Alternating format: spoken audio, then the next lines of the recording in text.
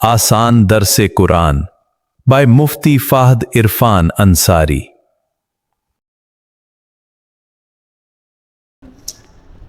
الحمدللہ ہم اپنے ہفتہ روزہ درس قرآن مجید کے سلسلہ ثانیہ کے ساتھ آج 17 جولائی 2026 سفر المدفر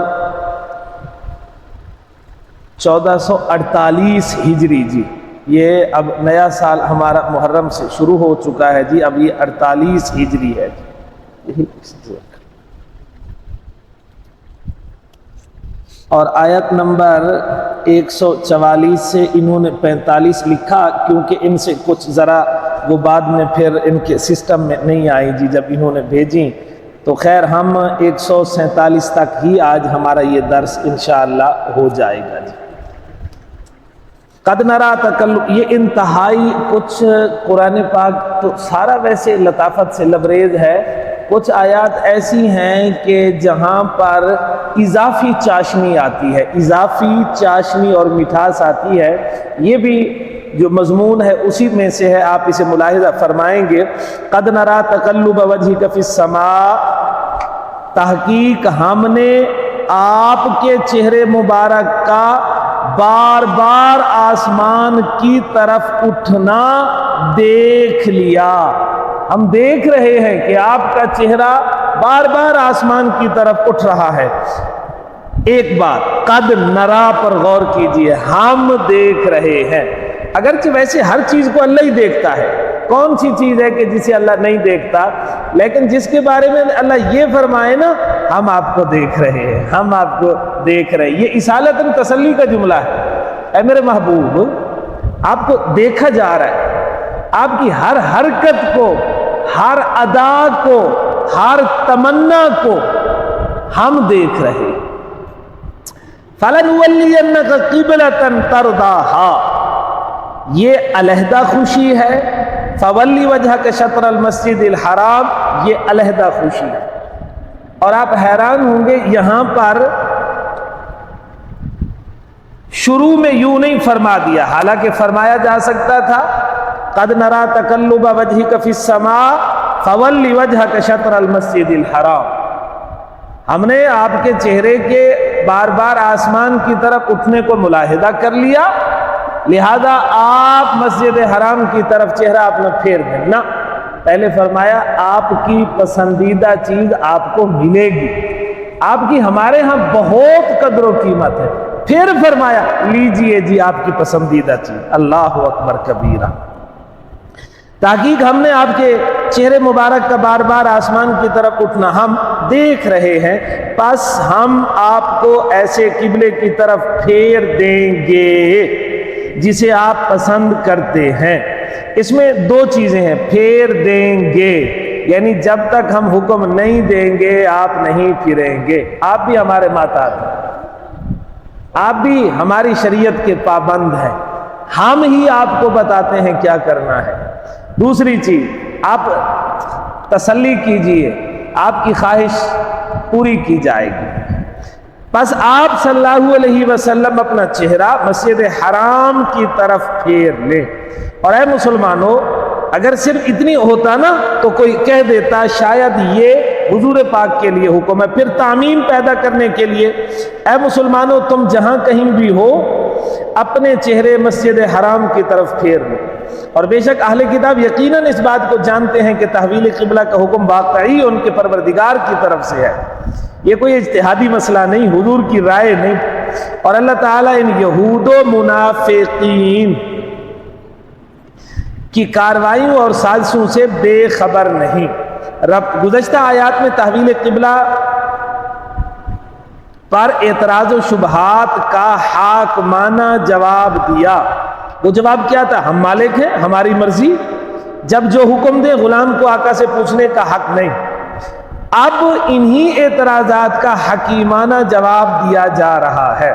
تشریح الفاظ، تقلب وجہی، حضرت نبی کریم صلی اللہ علیہ وسلم کو تحویل قبلہ کا بہت شوق تھا. اسی تمنا کی تکمیل کے لیے وحی الہی کے انتظار میں دوران نماز بھی حضرت صلی اللہ علیہ وسلم کا رخ انور بار بار آسمان کی طرف اٹھ جاتا تھا.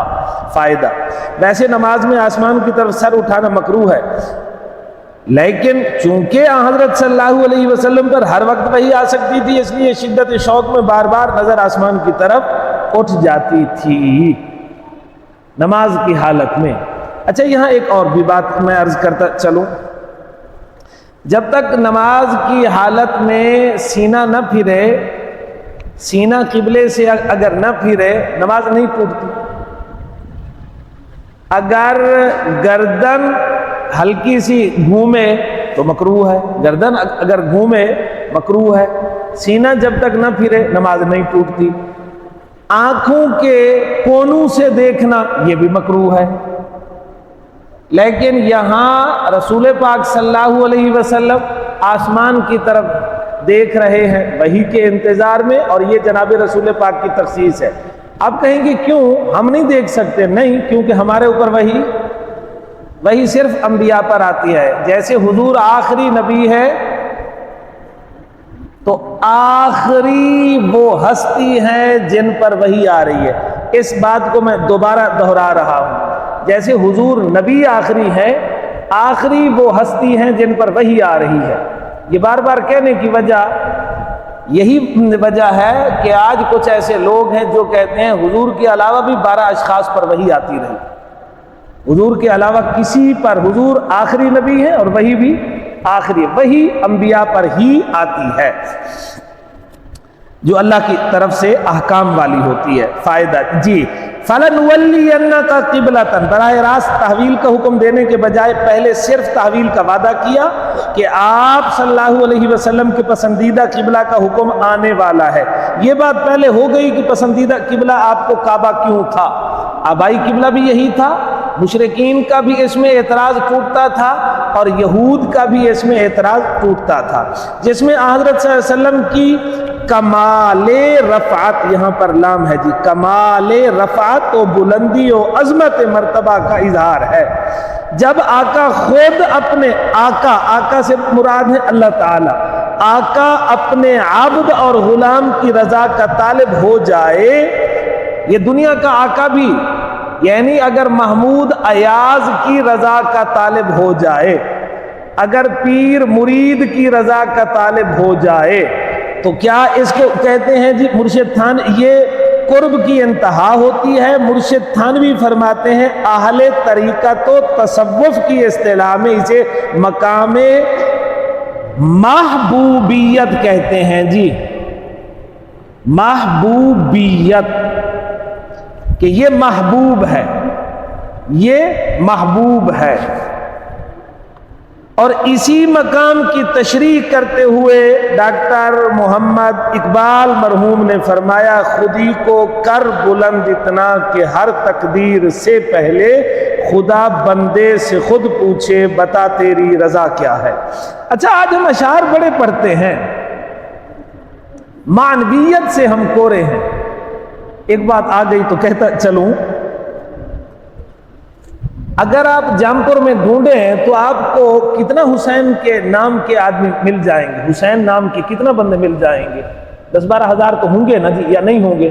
محمد حسین، حسین بخش، 10-12 ہزار تو ہوں گے. یزید نام کے کتنا بندے ہوں گے؟ ایک بھی آپ کو نہیں ملے گا. آپ یقین سے جانیے ایک بھی نہیں ملے گا. لیکن کربلا میں کتنے یزید مارے گئے؟ 4. وہ شہید ہیں. ایک بات کو توجہ سے، کربلا میں 4 یزید مارے گئے، اور وہ کیا ہیں جی؟ شہید ہیں حضرت حسین کی طرف سے. یزید نام برا نہیں تھا، یزید کا ایک عمل برا ہے. 1 ہے، 2 ہے، 4 ہے، جتنے بھی عمل ہیں. میں ایک مثال دے رہا ہوں، یزید کے اعمال برے ہیں، اس کی وجہ سے یزید نام بھی آئندہ نہیں رکھا گیا. ایسے ہے نا جی. آج مسئلہ یہ ہے کہ میں زبان سے تو حضرت حسین کا مدح خواہ ہوں، لیکن عمل میرا یزید والا ہے. میرے دماغ سے ایسی ایک کھیل کھیلا گیا، میرے دماغ سے ایک ایسا کھیل کھیلا گیا کہ میں نام حسین تک محدود ہو گیا، حسینیت تک نہیں ہوں. آج زمانے میں حضرت حسین کا نام زندہ ہے، اگرچہ حسینیت ویسے زندہ رہے گی، لیکن میری زندگیوں میں حسینیت زندہ نہیں ہے۔ آج زمانے سے یزید کا نام ختم ہو گیا، لیکن یزیدیت ختم نہیں ہوئی ہے زمانے سے۔ آپ دیکھ لیں، ہم اگر اپنے اوپر نظر ڈالیں تو ہمارے اکثر عمل جو ہیں یزید والے ہیں، حسین والے نہیں ہیں۔ اسی لیے میں کہتا ہوں کربلا کا نام ہم نے باقی رکھا ہے، کربلا کی ہم مقصدیت کو کھو بیٹھے۔ آج حضرت حسین کو ہم نے زندہ باد کہا ہے، لیکن حسینیت ہم سے گئی ہے۔ تو خیر یہ بات آئی جی اشعار سے، خودی کو کر بلند اتنا، لیکن وہ ہوگی کیسے؟ وہ نعرے سے نہیں ہوگی، وہ کردار سے ہوگی، وہ کردار سے ہوگی۔ کسی بھی، جو حضور پاک صلی اللہ علیہ وسلم نے فرمایا ہے نا، میرے کسی ایک صحابی کے پیچھے چلو ہدایت پا جاؤ، اصحابی کا نجوم بِأَيِّهِمُ اقْتَدَيْتُمْ اِهْتَدَيْتُمْ۔ میں نے ایک، میرے پاس جوان آیا، میں نے اسے کہا بغیر تعصب کے صرف حضرت حسین، حضرت حسن، حضرت علی کے سیرت کو پڑھو، ان کے کردار کو پڑھو، تم ہاتھ کھول کر نماز پڑھو۔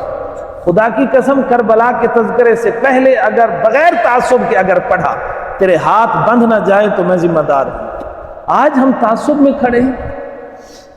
مقصدیت، خودی کو کر بلند اتنا، وہ ہوگی عمل سے کہ ہر تقدیر سے پہلے خدا بندے سے پوچھے، خدا بندے سے خود پوچھے بتا تیری رضا کیا ہے۔ یہ تو اقبال نے فرمایا کر، کوئی کر سکتا ہے یا نہیں یہ بعد کی بات ہے، لیکن انبیاء اس رتبے میں ہوتے ہیں، انبیاء کو یہ رتبہ میسر ہوتا ہے، واقعتاً انبیاء کرام سے پوچھا جاتا ہے جن چیزوں میں اللہ چاہتے ہیں۔ فولی وجہک، پہلے قبولیت دعا اور تحویل قبلہ کا وعدہ تھا، فوراً بعد تحویل قبلہ کا حکم دے کر اس میں خاص لطف پیدا کر کے دو خوشیوں سے نوازا۔ پہلی خوشی تحویل کے وعدے پر ہوئی، دوسری خوشی ایفاء عہد اور تعویل کے حکم پر ہوئی۔ فائدہ، حضور اکرم صلی اللہ علیہ وسلم حضرت برا بن معرور کے انتقال پر قبیلہ بنی سلمہ، قبیلہ بنی سلمہ میں تشریف لے گئے۔ ام بشر، کئی ایسے نام ہیں جو عورتوں کے نام مشہور ہو گئے کہ فلانے کی ماں، مثلا حضرت عبداللہ بن ام مکتوم، حضرت عبداللہ، ان کے ساتھ کہا جاتا ہے کون سا عبداللہ؟ اندھے کی ماں کا بیٹا۔ پھر سے سنیے، عبداللہ بن ام مکتوم، مکتوم کہتے ہیں نابینا کو، ان کی اماں ام مکتوم مشہور ہو گئی تھی، نابینے کی اماں۔ حالانکہ یہ نام نہیں، کئی ایسی چیزیں ہیں کہ جو نسبتوں کے ساتھ ایسی مشہور ہوئی کہ نام پھر بھول گئے۔ مثلا ابو ہریرہ نام کوئی نہیں تھا، ابو ہریرہ نام نہیں تھا، ابو ہریرہ کا تو مطلب ہے بلی والا۔ نام ان کا کیا تھا جی؟ ان کا نام زمانہ اسلام میں تھا عبد الرحمن، زمانہ اسلام سے پہلے ان کا نام تھا عبد الکعبہ یا عبد الشمس۔ راجع یہ ہے کہ عبد الشمس تھا۔ بس رسول پاک صلی اللہ علیہ وسلم نے ایک بار پوچھا کہ تمہاری آستین میں کیا ہے؟ کوئی چیز حرکت کر رہی تھی۔ عرض کیا یا رسول اللہ ہذہ ہریرہ، تم یہ بلی کا بچہ۔ فرمایا وہ انتا ابا ہریرہ، تو بلی والا ہو گیا۔ تب سے لوگوں کو نام ہی بھول گیا، اپنے پرائے حدیث روایت کرنے والے سب کہنے لگے ابو ہریرہ، قال ابو ہریرہ، روا لنا ابا ہریرہ، سمعت عن ابی ہریرہ، بس یہ ابو ہریرہ۔ اسی طرح ام بشر، بشر کی اماں، بشر کی اماں، تو انہوں نے آپ صلی اللہ علیہ وسلم کے لیے کھانا پکایا۔ اس موقع پر حضرت صلی اللہ علیہ وسلم جب ظہر کی نماز کی 2 رکعت بیت المقدس کی طرف پڑھ چکے تو تحویل قبلہ کا حکم آیا، جس پر سارے نمازی کعبہ کی طرف متوجہ ہو گئے اور اس مسجد کا نام ذوالقبلتین مقرر ہوا۔ بخاری شریف میں ہے کہ تحویل قبلہ کا حکم نماز عصر میں آیا۔ بظاہر دونوں روایات میں تعارض ہے۔ تعارض اختلاف۔ اچھا یہاں ایک میں اور بات بھی کرتا چلوں، ہمارے ہاں اصول فقہ میں کچھ ضوابط اصول پڑھائے جاتے ہیں، مثلا ہمارے ہاں نور الانوار اصول فقہ کی کتاب ہے، دو چیزیں مخالف اس وقت ہوں گی جب وہ واقعتاً قوت کے لحاظ سے بھی برابر کی ہوں، ثبوت کے لحاظ سے بھی برابر کی ہوں، حیثیت کے لحاظ سے بھی برابر کی ہوں، اور زمانے اور وقت کے لحاظ سے بھی برابر کی ہوں۔ مثلا ایک جگہ پر ایک چیز کی اجازت ہے، دوسری جگہ اسے ناپسند کیا گیا، تو یہ تعارض نہیں ہے، یہ جائز ہے لیکن مکروہ ہے۔ جائز اور مکروہ کا کبھی تعارض، اگر زمانے مختلف ہیں، اشخاص مختلف ہیں، پھر بھی تعارض نہیں۔ یہاں بھی اس کو سمجھیے جی۔ جواب، اب یہ تعارض آ گیا، حدیثوں میں کیا تعارض آتا ہے؟ نہیں جی۔ پہلی نماز جو مستقل مکمل بیت اللہ کی طرف پڑھی گئی وہ تھی عصر کی، اس نسبت سے صحابی نے کہہ دیا پہلی نماز جو ہم نے بیت اللہ کی طرف پڑھی وہ عصر کی تھی۔ اسی طرح بنی حارثہ والوں نے عصر کی نماز ہی انہوں نے قبلے کی طرف پڑھی ہے، انہوں نے ظہر کی طرف پڑھی ہے، ظہر انہوں نے پوری کی پوری بیت المقدس کی طرف پڑھی ہے۔ جب تک آپ کو کسی حکم کا علم ہی نہیں تب تک آپ اس کے مکلف ہی نہیں ہیں۔ نیز بنی حارثہ والوں کو عصر کی نماز کے دوران حضرت عباد بن بشر نے تحویل قبلہ کی اطلاع دی، جس پر وہ عصر میں ہی کعبہ کی طرف گھوم گئے، اور قباء والوں کو تو اگلے دن فجر کی نماز میں تحویل قبلہ کا پتہ چلا۔ انہوں نے مغرب بھی عشاء بھی انہوں نے کہاں پڑھی ہے جی؟ بیت المقدس کی طرف پڑھی ہے، لہٰذا اصل تحویل کا حکم تو ظہر میں آیا، اور پہلی مستقل نماز مکمل بیت اللہ کی طرف حضرت صلی اللہ علیہ وسلم نے عصر کی پڑھائی۔ البتہ پھر مسلمانوں کو جیسے اطلاع ملتی رہی وہ تحویل کرتے رہے، کوئی عصر میں کوئی اس کے بعد، لہٰذا اس میں کوئی تعارض والی بات نہیں ہے۔ وَحَيْثُمَا كُنْتُمْ فَوَلُّوا وُجُوهَكُمْ شَطْرًا، پہلے عظمت اور مرتبہ یہاں پر حمزہ ہے، مرتبہ نبوی کے اظہار کے لیے خاص حضرت صلی اللہ علیہ وسلم کو خطاب کیا گیا۔ اب صراحت کے ساتھ ساری امت کو تحویل کعبہ کا حکم دیا گیا۔ فائدہ، شطرہ کے لفظ نے صراحت کر دی کہ تحویل قبلہ میں بعین ہی کعبہ کی طرف منہ کرنے کا حکم نہیں، بلکہ مسجد حرام کی جانب اور سمت کا حکم دیا گیا، کیونکہ عین قبلہ کے استقبال کا حکم صرف اس وقت ہو سکتا ہے جب بیت اللہ آپ کو نظر آ رہا ہو۔ جو لوگ وہاں سے دور ہیں ان کے لیے عین قبلہ کا استقبال بہت ہی مشکل ہے، اور شریعت کے احکام کا مدار سہولت پر ہوتا ہے، اس لیے مخصوص تاریخوں پر، مثلا 16 جولائی جو گزرا، سورج بیت اللہ کے اوپر سے گزرا، اب سورج کو دیکھ کر آپ سمت کا تعین کر سکتے ہیں، اسی طرح چاند کو دیکھ کر قطب نما کے ذریعے سے تعین قبلہ کی جا سکتی ہے۔ یہاں ایک اور بھی مسئلہ سمجھیں، ہم کدھر منہ کر کے نماز پڑھتے ہیں جی؟ مغرب کی طرف، جانب مغرب والی، اور مکے والے جو ہیں جی یہ ان والے، مدینے والے کدھر منہ کرتے ہیں جی؟ جنوب کی طرف منہ کرتے ہیں، اور جو مکہ سے جنوب میں ہے وہ کدھر منہ کریں گے جی؟ شمال کی طرف۔ جو بیت اللہ کے دوسری جانب ہے وہ کدھر منہ کریں گے جی؟ مشرق کی جانب۔ یہ سمت کی طرف منہ کریں گے، ورنہ کعبہ کتنا ہے جی؟ کعبہ تو اتنا ہے جی، اتنا ہے، اور ہم سارے کے سارے کدھر منہ کرتے ہیں جی؟ جانب کی طرف۔ جب اللہ لے جائے ہم سب کو، جب آپ بیت اللہ کو دیکھ رہے ہوں گے، آپ نے مطاف میں دیکھا ہے کہ وہاں پر صفیں گول بنتی ہیں، گول بنتی ہیں، یعنی اگر آپ بیت اللہ کو دیکھ رہے ہیں، چاہے مطاف میں ہیں چاہے مسجد حرام میں ہیں، اور آپ نے مغرب کی جانب منہ کر کے نماز پڑھا، کعبہ ادھر تھا، آپ ادھر کھڑے ہیں اور آپ نے اس جانب منہ کر کے نماز پڑھی، تو آپ کی نماز نہیں ہوگی، وہاں پر آپ کو پھر جانا پڑے گا۔ جب کعبہ نظر آ رہا ہے تو عین قبلہ کا استقبال فرض ہے، اور جب کعبہ نظر نہیں آ رہا تو جہت قبلہ کا استقبال ہے۔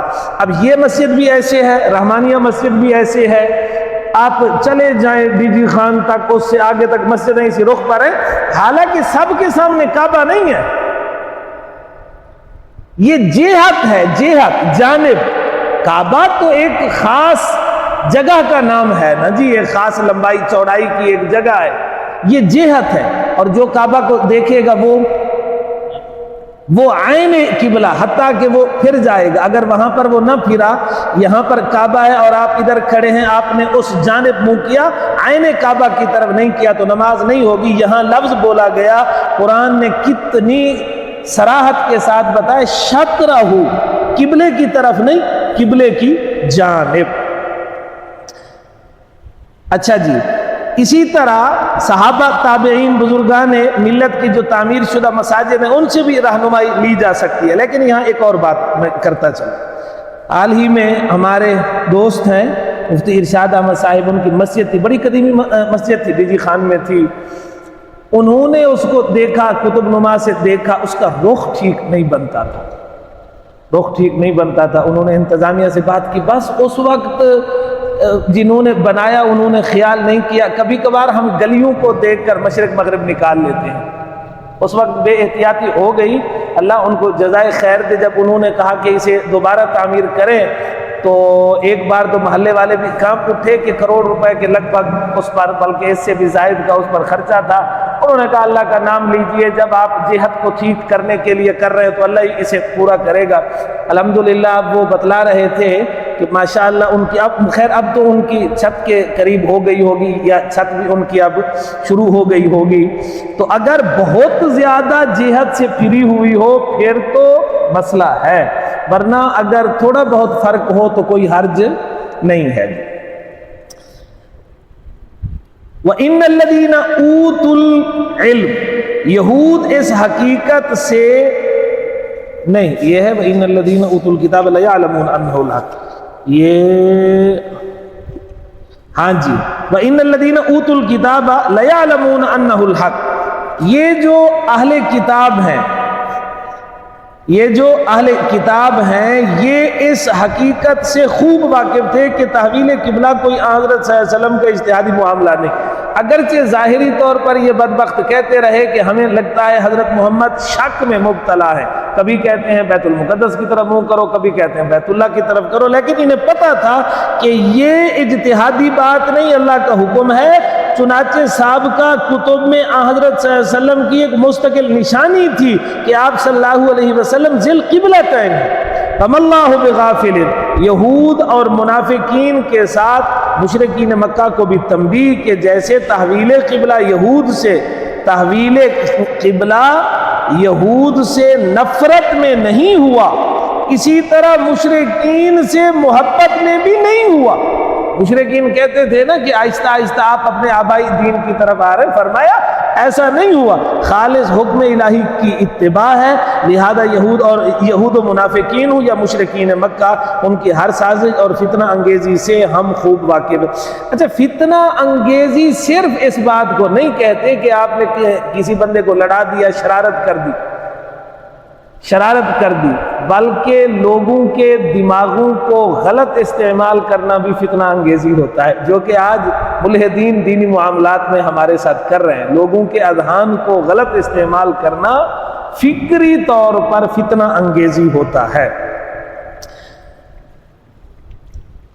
اور مسلمان بھی ان کے شبہات پر کان نہ دھریں اور نہ ہی ان کی سازشوں سے پریشان ہوں، نہ کان دھریں نہ ان کی سازشوں سے پریشان ہوں۔ وَلَئِنْ أَتَيْتَ الَّذِينَ أُوتُوا الْكِتَابَ بِكُلِّ آيَةٍ مَا تَبِعُوا قِبْلَتَكَ وَمَا أَنْتَ بِتَابِعٍ قِبْلَتَهُمْ وَمَا بَعْضُهُمْ بِتَابِعٍ قِبْلَةَ بَعْضٍ وَلَئِنِ اتَّبَعْتَ أَهْوَاءَهُمْ مِنْ بَعْدِ مَا جَاءَكَ مِنَ الْعِلْمِ إِنَّكَ إِذًا لَمِنَ الظَّالِمِينَ۔ اللہ اکبر کبیرہ، اللہ اکبر۔ اور البتہ اگر آپ صلی اللہ علیہ وسلم اہل کتاب کے سامنے تحویل قبلہ کے حق میں بے شمار دلائل اور شواہد پیش کریں اور ہر قسم کی نشانیاں لائیں، تب بھی یہ لوگ آپ صلی اللہ علیہ وسلم کے قبلہ کی پیروی نہ کریں گے۔ اور ظاہر ہے اتحاد کی دوسری صورت یہ ہو سکتی ہے کہ آپ ان کے قبلے کی اتباع کرتے ہوئے کعبہ کے بجائے بیت المقدس کو قبلہ بنائے رکھیں، حالانکہ آپ بھی ان کے قبلے کی پیروی کرنے والے نہیں، یہ نہیں ہے جی۔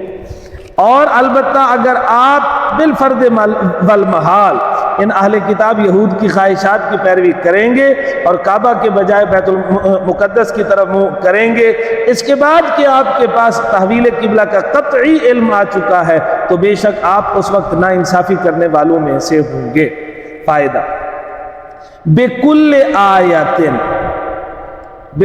آیَةٍ مَا تَبِعُوا قِبْلَتَكَ۔ حضرت صلی اللہ علیہ وسلم اور مسلمان اہل کتاب کے بارے بڑے فکر مند تھے کہ اگر کسی طرح انہوں نے اسلام قبول کر لیا تو نصارہ اور مشرکین عرب کی بڑی تعداد اسلام قبول کر کے جنت کے حقدار بن جائیں گے۔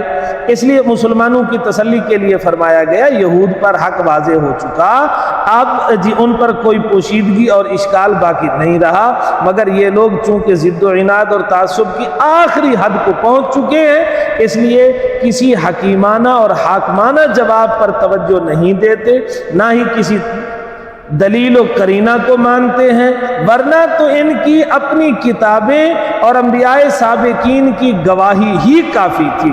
وما انت بتابع قبلتهم، سیدھی سی بات ہے حکم الہی کے مقابل کوئی تعلق، کوئی بھی تعلق یا یہ کدھر گئی تھی، ہاں جی، یا مصلحت نہیں چل سکتی۔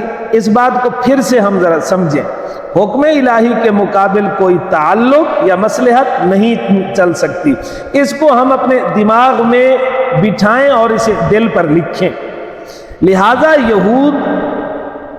یہود کا طعن کہ یہود کا طعن یا دھوکہ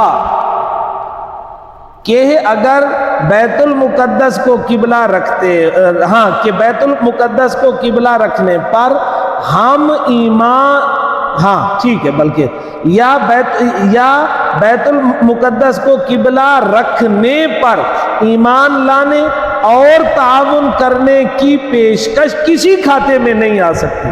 چنانچہ بعض یہود خدمت نبی میں حاضر ہو کر بولے، یا محمد عد الی قبلتنا نؤمن بک ونتبعک، اے محمد کریم صلی اللہ علیہ وسلم اگر آپ ہمارے قبلہ بیت المقدس کی طرف واپس آ جائیں تو ہم آپ پر ایمان لائیں گے اور ہم آپ صلی اللہ علیہ وسلم کی فرما برداری کریں گے۔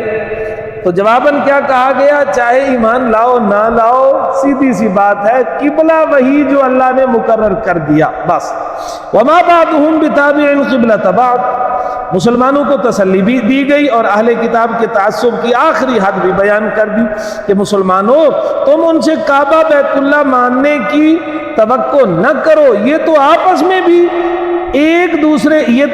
بھی ایک قبلہ پر متفق نہیں۔ چنانچہ یہود کا قبلہ دیوار گریا اور بیت المقدس کی وہ عمارت جسے ہیکل سلیمانی کہا جاتا ہے، جبکہ آگے نصارہ پھر دو قسم کے ہیں۔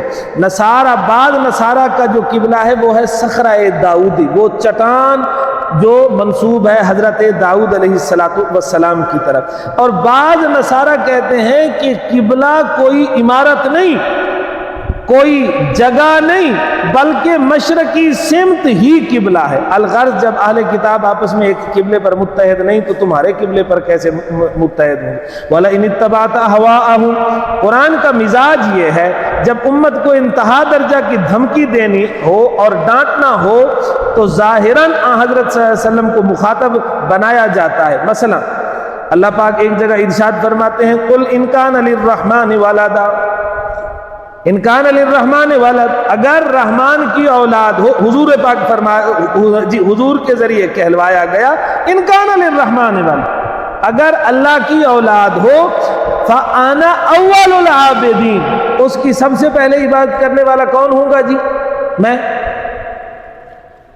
اور ایسا ممکن ہی نہیں کہ اللہ کی اولاد ہو، اور یہ بھی ممکن نہیں کہ رسول پاک شرک کی طرف جا سکے. اسی طرح ارشاد الہی ہے لئن اشرکت، اگر آپ نے شرک کیا تو آپ کے سارے عمل ضائع. کیا نبی سے شرک ممکن ہے؟ پیغمبر تو معصوم ہوتے ہیں، نہ اللہ کی اولاد کا تصور نہ نبی سے شرک کا تصور. پھر ایسے جملوں کی غرض کیا ہوتی ہے کہ اگر انبیاء باوجود معصوم ہونے کے ان سے ہو نہیں سکتا، ایسا کریں تو مجرم ہوں گے. اب امت کو تنبیہ کر دی، اس مسئلے کی نزاکت اور اہمیت کا خود اندازہ لگا لو. دوسری بات، قرآن ایسے جملوں کے ذریعے سے، ایسے جملوں کی جو غرض ہے خاص جاہلانہ اعتقاد کی بیخ کنی کرنا. جیسا کہ ہمارے ہاں جاہلوں میں مشہور ہے اولیاء اللہ اور اسی طرح ان کے جو گدی نشین اور دربار کے جو مجاور ہیں، یہ شرعی احکام نماز روزہ حلال حرام کے پابند نہیں. داڑھی منڈے، شرابی، زانی، جواری، قاتل، بے نمازی، سود خور ہوں، پھر بھی جاہلوں کے نزدیک وہ قابل ادب ہیں، بلکہ مستجاب الدعوات ہیں، مقبول خدا ہیں. تو جناب قرآن نے حضرت صلی اللہ علیہ وسلم کو ایسا خطاب کر کے در حقیقت اس جاہلانہ مزاج اور جاہلانہ عقیدت کو ختم کیا ہے کہ جو بھی غلط کام کرے گا وہ مجرم ہوگا، چاہے گدی نشین ہو، چاہے سید زادہ ہو، پیروں کی اولاد ہو، مجرم فائدہ.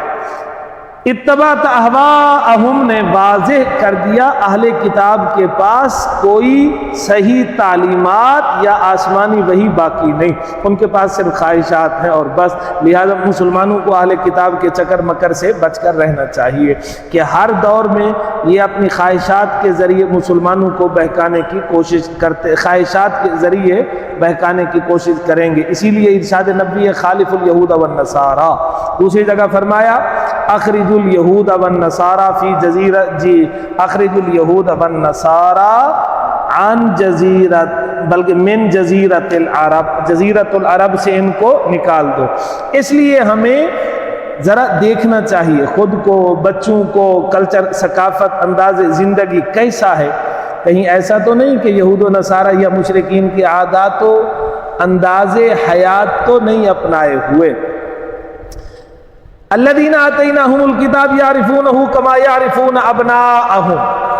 یہ ذرا اس میں آگے بحث کم ہوگی، وہ ان سے ذرا رہ گیا. خیر میں اس کا درس تو میں مکمل کر دیتا ہوں.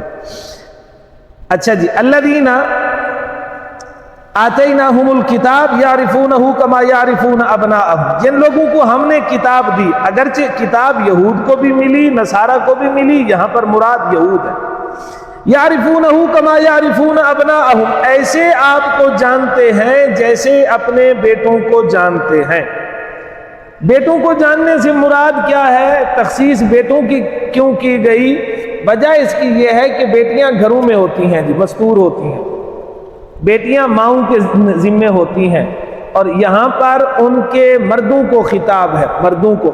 عورتیں تابع ہوتی ہیں، اگر مرد مسلمان ہو جائیں عموماً عورتیں بھی جو مذہب مرد اختیار کریں وہ کرتی ہیں.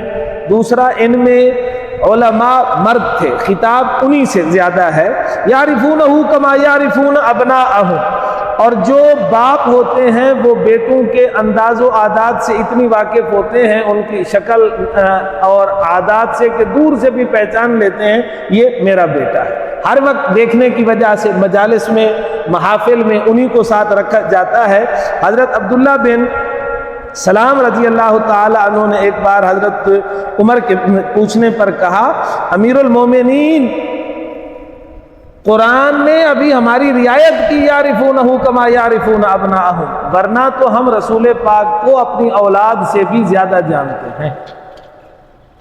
جب ہم نے حضور پاک کو دیکھا، چاہے چہرہ اقدس کو دیکھا یا پشت کو دیکھا، تو یوں لگتا تھا کہ تورات ہمارے سامنے کھل گئی. اور پھر کہا، ہم تو حضور پاک صلی اللہ علیہ وسلم کی عادات سے بھی واقف تھے.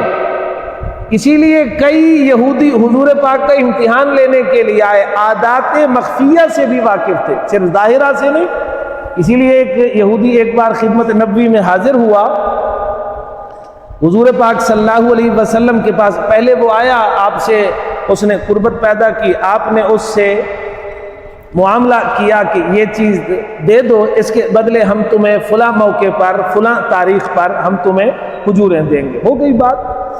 اب وہ چند دن پہلے آ گیا اور اس نے آ کر انتہائی سختی کے ساتھ اس نے مطالبہ کیا اور کہا کہ اے آل عبد المطلب، تم بہت ٹال مٹول کرنے والے ہو۔ حضرت عمر رضی اللہ تعالی عنہ جوش میں آئے، حضور پاک خاموشی سے اس کی بات کو سنتے رہے۔ پھر آپ نے ارشاد فرمایا، عمر تو بھی حوصلہ کر، یہ بھی حوصلہ کرے، تجھے چاہیے تھا تو اس کو کہتا کہ حوصلے سے مانگو اور مجھے کہتا آپ اچھے طور پر ادا کیجئے۔ پھر حضرت عمر سے ہی کہا، عمر جاؤ اور اس کی اتنی ہم نے دینا ہے وہ بھی ادا کرو، اتنی اسے زائد بھی دے دو۔ اس نے اسلام قبول کر لیا تھا یہ کہتے ہوئے کہ میں نے تورات میں آپ کی ایک صفت پڑھی ہے کہ جب جاہل کی جہالت بڑھے گی تو آپ کا حوصلہ بڑھے گا۔ خیر جی، وَإِنَّ فَرِيقًا مِّنْهُمْ لَيَكْتُمُونَ الْحَقَّ، اور یہود میں سے ایک فریق ایسا ہے جو حق کو چھپاتا ہے۔ قرآن کی آپ انصاف پسندی دیکھیے، قرآن نے ایک ہی ڈنڈے سے پوری قوم کو ہانکنے کے بجائے فرمایا وَإِنَّ فَرِيقًا مِّنْهُمْ، کچھ لوگ ایسے بھی ہیں جو ایمان نہیں لاتے لیکن بات وہ کھری کر دیتے ہیں، کہہ دیا لَيَكْتُمُونَ الْحَقَّ، یہ حق کا چھپانا، کتمان حق تین طریقے پر تھا جی، کتمان حق تین طریقے پر۔ ایک تو احکام و عقائد کا چھپانا، پھر وہ دو طریقے پر تھا، چھپانا بالکل اسے ختم کر دینا، پڑھنا ہی نہ، دوسرا اس میں تحریف کر دینا، کبھی لفظی تحریف کر دینا، کبھی معنوی تحریف کر دینا، اور جو تیسری کتمان حق کی صورت تھی وہ حضور پاک کی صفات کو چھپانا تھا۔ مثلا حضور پاک کی صفت یہ تھی، آپ کے بال کیسے تھے جی؟ گنگرالے تھے؟ نہیں۔ آپ کے بال سیدھے تھے؟ نہیں۔ حضور پاک کے بال ہلکے خمدار تھے، ان کو اس بات کا پتہ تھا لیکن انہوں نے تورات میں تبدیلی کر کے کہہ دیا جعدن قططا، سخت گنگرالے بالوں والا۔ حضور پاک کا رنگ کیسا تھا جی؟ کیا حضور پاک سفید تھے؟ نہیں جی۔ کیا حضور پاک سانولے تھے؟ نہیں جی۔ حضور پاک گندمی رنگ کے تھے، اور ایسا رنگ تھا کہ نہ نظر ٹک سکتی تھی نہ نظر ہٹ سکتی تھی، جب تک آپ جلال میں رہتے ٹک نہ سکتی، جب نظر پڑ جاتی پھر بالکل ہٹ نہ سکتی، اور انہوں نے کیا کہہ دیا ابیضا، کہ آپ کا رنگ سفید ہوگا، اس طور پر انہوں نے تبدیلیاں کی۔ خیر جی، فَهُمْ يَعْلَمُونَ، یہ جانتے ہیں، ان چیزوں کی حقیقت کو بھی جانتے ہیں اور یہ بھی جانتے ہیں آگے انجام کیا ہوگا، یہ بھی جانتے ہیں کہ اللہ اپنے نبی سے وعدہ کر چکا ان کے دین کے غلبے کا، وہ ہو کر رہے گا۔ پھر بھی کچھ تباہے ایسے ہوتے ہیں نا، بچھو مزاج، حالانکہ بچھو کو پتہ ہے کہ اگر وہ کچھوے کو ڈسے بھی صحیح تو کچھ ہوگا نہیں، پھر بھی اپنی عادت کے مطابق اس نے ڈسنا ہوتا ہے، خول کے باوجود بھی۔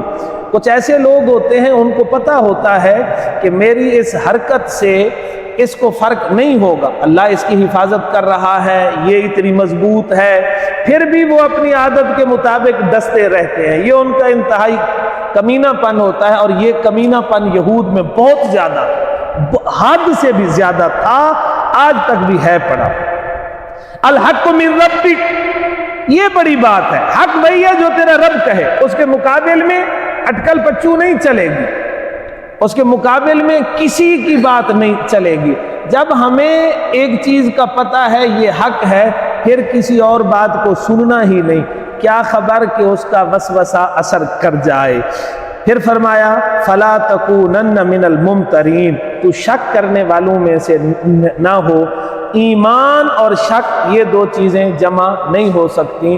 اگر اپنے ایمان کو شک سے بچانا ہے تو ان میڈیا پر آئے لوگوں سے یا الہاتی باتیں کرنے والوں سے خود کو بچانا ہے۔ جناب رسول پاک صلی اللہ علیہ وسلم کا ارشاد گرامی ہے، الوحدۃ خیر من جلیس السوء، بل جلیس الصالح خیر من الوحدۃ، اگر اچھا رفیق میسر آ جائے تو اکیلے بیٹھنے سے بہت بہتر ہے، اور اگر اچھا رفیق میسر نہ آئے تو اکیلا بیٹھنا بری صحبت سے بہت بہتر ہے۔ بسم اللہ الرحمن الرحیم، الحمدللہ رب العالمین، والصلاۃ والسلام علی سیدنا اللہم صل علی سیدنا محمد النبی وعلی آلہ وصحبہ وسلم تسلیما کثیرا۔ ربنا فاغفر لنا ذنوبنا وکفر عنا سیئاتنا وتوفنا مع الابرار۔ ربنا لا تزغ قلوبنا بعد إذ هديتنا وهب لنا من لدنك رحمة إنك أنت الوهاب۔ ربنا هب لنا من أزواجنا وذرياتنا قرة أعين واجعلنا للمتقين إماما۔ اللهم اغفر لنا وارحمنا واعف عنا وانصرنا، يا حي يا قيوم برحمتك نستغيث، يا حي يا قيوم برحمتك نستغيث، يا حي يا قيوم برحمتك نستغيث۔ رب يسر ولا تعسر وتمم بالخير وبك نستعين۔ صلى الله تعالى على خير خلقه سيدنا محمد وعلى آله وصحبه أجمعين برحمتك۔